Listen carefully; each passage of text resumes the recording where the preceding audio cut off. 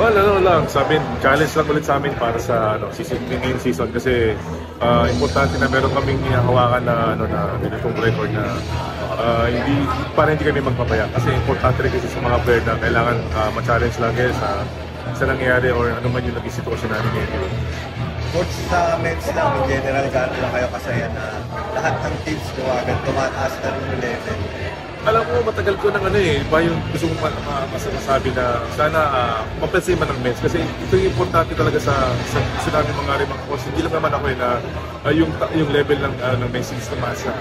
Nasimula na dati kaya lang talagang nag-pandemic kaya medyo nag-maintain na. Sana ito yung start ulit na ginawa ng UAP na bigyan ulit yung men's team na magkakataon na may bigay yung talent talaga mapakita sa buong Pilipinas na maganda rin yung nagiging programa ng men's team.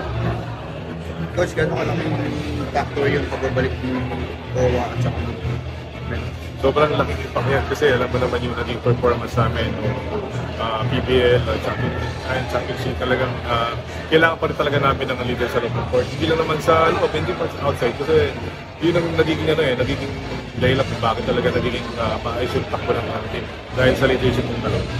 Coach, kung dun sa dalawa meron Miguel Davis Kitano, ganda rin pinakita ng season. Gano'n kayo ka-excited na?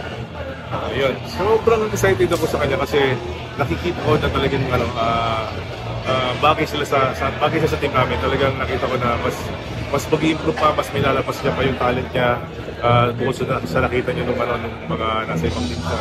At sana maging successful yung paglaro niya. Coach, yun nga sabi mo, tatlong team yung nag-champion sa iba't ibang pre-season.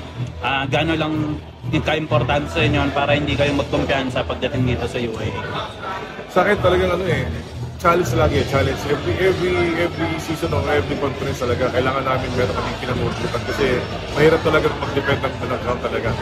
Sabi ko sa player ko, the more na may challenge na tayong nakakarap, dapat mas lagi tayong ready sa ginagawa natin.